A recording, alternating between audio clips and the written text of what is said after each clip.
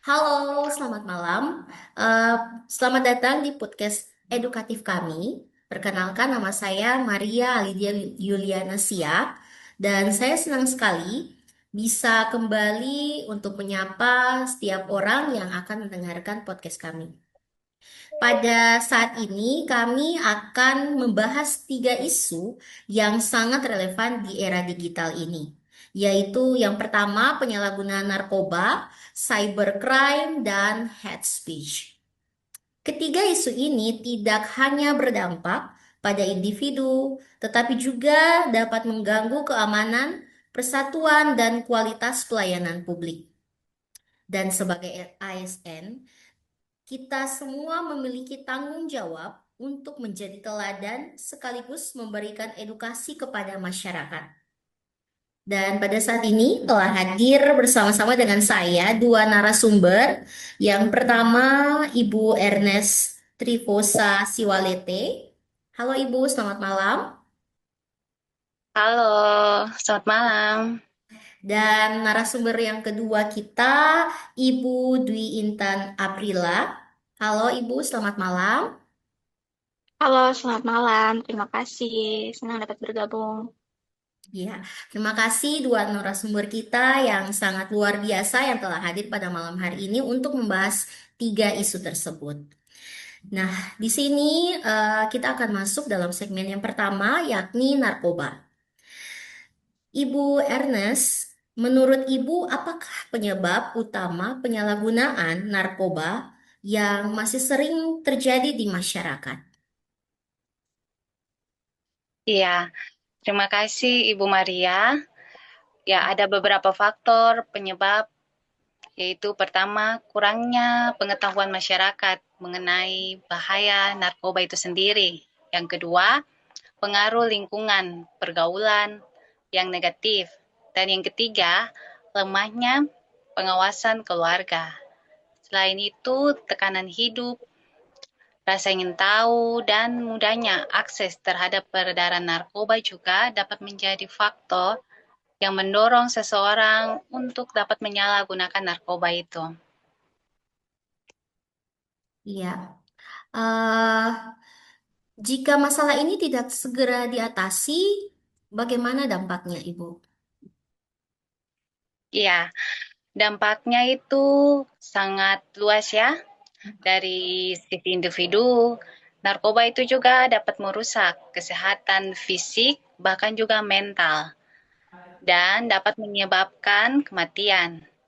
Dari sisi keluarga pun juga dapat berdampak terhadap hubungan menjadi tidak harmonis dan juga dapat menimbulkan masalah ekonomi. Sedangkan bagi negara, meningkatnya juga tingkat kriminalitas serta menurunnya kualitas sumber daya manusia yang akan menghambat pembangunan ke depannya nanti.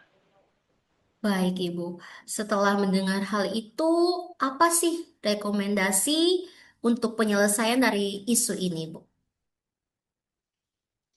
Ya, rekomendasinya pencegahan yang harus dilakukan melalui salah satunya itu adalah edukasi sejak dini, penguatan juga terhadap setiap peran keluarga, pengawasan di lingkungan, dan juga rehabilitasi bagi korban penyalahgunaan narkoba, serta penegakan hukum yang tegas terhadap pengedar narkoba itu sendiri. Dan seorang ASN juga harus menjadi contoh dengan menjunjung tinggi integritas dan mendukung program pencegahan narkoba. Terima kasih, Bu. Baik, Ibu. Terima kasih, Ibu narasumber yang pertama kita, Ibu Ernest, yang telah memberikan pemaparan sedikit, pencegahan, serta solusinya bagi masyarakat kita di masa saat ini, terutama karena perkembangan zaman, anak-anak muda kita perlu lebih banyak edukasi lagi tentang narkoba. Ya, kita akan lanjut dalam segmen yang kedua, yakni cybercrime.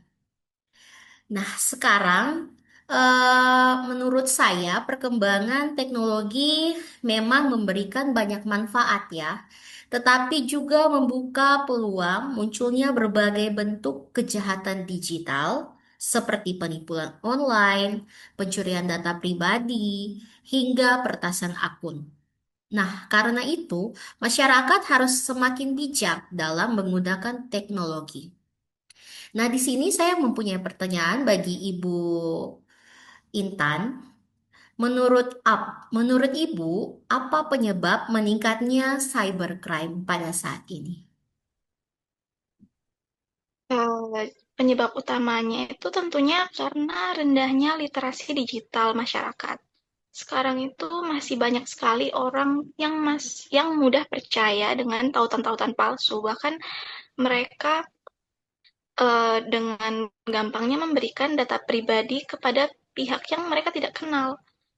Terus juga bisa dengan menggunakan kata sandi yang lemah dan mengabaikan keamanan akun sehingga akun yang mereka punya itu sangat mudah untuk diretas oleh orang-orang yang menyalahgunakan perkembangan teknologi ini untuk melakukan kejahatan. Ya, baik Ibu. Nah, apabila cybercrime ini tidak ditangani dengan baik, apa dampaknya Ibu? Tentunya kerugian yang sangat besar ya, karena korban bisa kehilangan uang, bahkan data pribadi mereka itu bisa dicuri, dan data-data yang penting itu bocor, sehingga nanti datanya itu bisa disalahgunakan. Bahkan kepercayaan masyarakat terhadap layanan digital itu juga menjadi turun. Terutama untuk instansi pemerintah, kalau terjadi kebocoran data di pemerintah, tentunya itu akan mengganggu pelayanan publik dan membuat kepercayaan masyarakat terhadap pemerintah itu juga menjadi turun. Iya, sayang sekali ya kalau misalnya kepercayaan itu semakin menurun, apalagi masyarakat kepada pemerintah. Nah, setelah itu, apa solusi yang dapat kita lakukan bersama demi mencegah cybercrime ini, Ibu? Karena tadi masalah utamanya itu di literasi digital, tentunya solusinya yang paling utama ya meningkatkan literasi digital. Kemudian kita juga harus menggunakan password yang kuat, yang tidak mudah ditebak oleh orang. Selain itu juga penting sekali untuk mengaktifkan autentikasi dua faktor. Sekarang banyak sekali aplikasi yang eh, harus menggunakan autentikasi dua faktor. Kemudian jangan pernah memberikan data pribadi kita kepada orang yang bahkan orang yang kita kenal saja bisa menyalahgunakan, apalagi orang yang tidak kita kenal. Serta kita juga harus memverifikasi informasi sebelum melakukan transaksi data. Tentunya pemerintah juga harus memperkuat sistem keamanan cyber dan meningkatkan edukasi kepada masyarakat tentang pentingnya masalah tentang cybercrime ini. Iya, saya setuju sekali, Ibu. Di era digital seperti ini, saat ini, keamanan data merupakan tanggung jawab kita bersama. Semakin bijak kita menggunakan teknologi, semakin kecil peluang menjadi korban cybercrime. Ya, saat ini kita akan berlanjut pada segmen yang ketiga, yakni hate speech. Nah, pada saat ini selain cybercrime, kita juga sering menemukan hate speech atau dalam bahasa Indonesia ujaran kebencian, kata-kata yang tidak baik. Nah, hal itu eh, menurut Ibu Ernest, apa yang menyebabkan hate speech masih sering terjadi?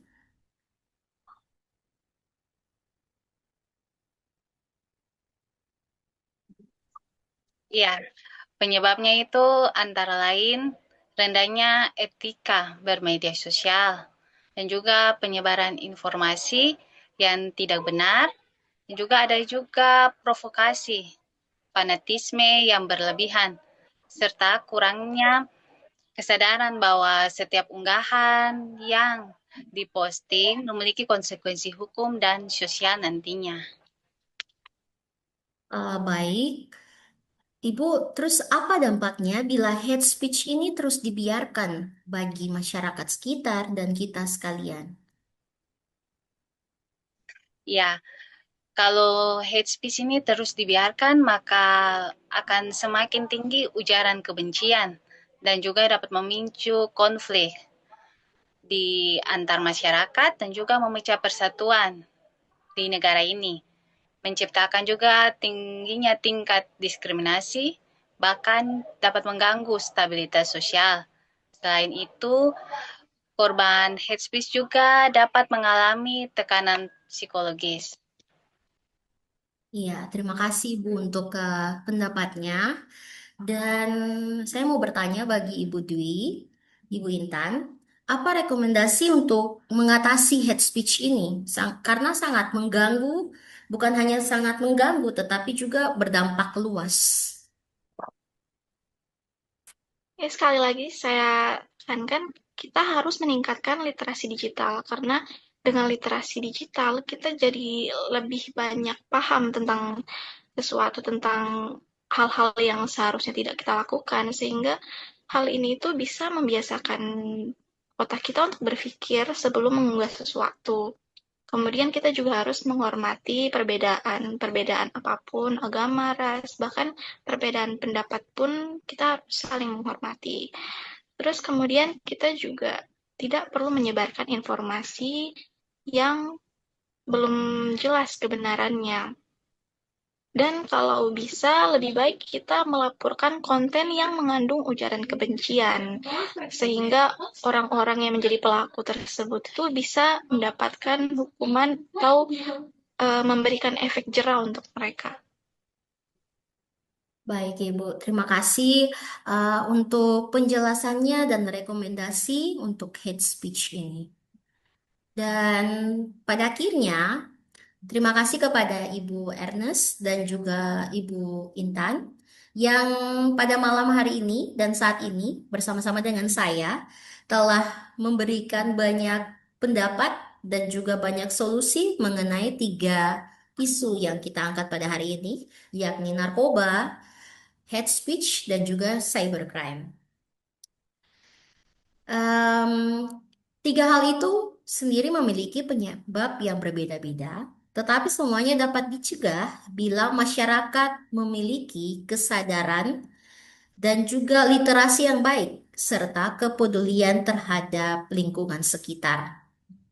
Dan kita sebagai ASN, kita tidak hanya dituntut untuk memberikan pelayanan publik yang berkualitas, tetapi juga menjadi teladan dalam menjauhi narkoba, menggunakan teknologi secara bijak, serta menjaga etika dalam berkomunikasi, baik secara langsung maupun di media sosial. Saya Maria Lydia Yuliana Siap bersama dengan Ibu Ernest dan juga Ibu Intan mengucapkan banyak terima kasih kepada setiap pendengar yang telah mendengarkan segala isu-isu yang pada malam hari ini telah kami sampaikan, dan sampai jumpa pada episode-episode selanjutnya. Salam sehat, salam melayani, dan mari bersama mewujudkan masyarakat yang cerdas, aman, dan berintegritas. Salam.